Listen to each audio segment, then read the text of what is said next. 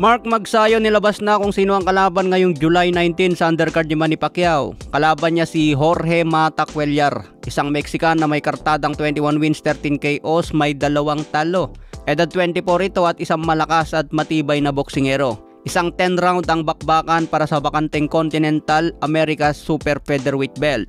Hindi ito chismis mga tol dahil nilabas na rin ito galing sa philstar.com. Ito ang magsilbing tune-up ni Magsayo para sa title eliminator kontra Eduardo Hernandez. Matatandaan na dapat maglaban si Hernandez versus Magsayo para sa WBC eliminator. Pero hindi natuloy ang laban dahil nagkaroon ng injury si Eduardo Hernandez. Kaya ibang Mexican ang kalaban muna ni Magsayo mga tol. Masusubukan muna kay Jorge Mata Cuellar. Magandang pagsubok ito dahil noong 2022, naglaban na rin si Jorge Mata Cuellar versus Eduardo Hernandez, kung saan panalo dito si Eduardo Hernandez by TKO sa round 5. Ibig sabihin mga tol, ginulpi na lang ni Hernandez itong si Jorge Mata Cuellar. Kung baga sa pagkain, murkat na lang itong si Cuellar. Kaya magandang pagsubok ito kay Magsayo kung kakayanin din niya ilang paso si Jorge Mata Cuellar. Sigurado mas malakas na ngayon si Cuellar mga tol dahil matagal na ang huling talo nito taong 2023 pa. Naging sunod-sunod na ang panalo nito hanggang ngayong 2025. May kartada ngayon si Mark na 27 wins, 18 KOs, may 2 talo, edad 29.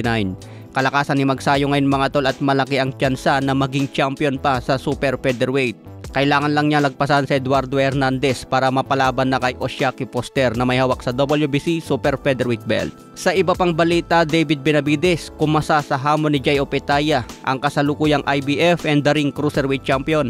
Sa ngayon, hindi pa natatapos ang laban ni David Benavides sa light heavyweight division, kung saan napromote siya bilang WBC Champion matapos bitawan ni Bivol ang WBC belt. Mas pinili kasi ni Bivol ang trilogy laban kay Beterbiev. Samantala si Jai Opetaia naman may layunin pa sa cruiserweight na gustong ipunin ang lahat ng titulo.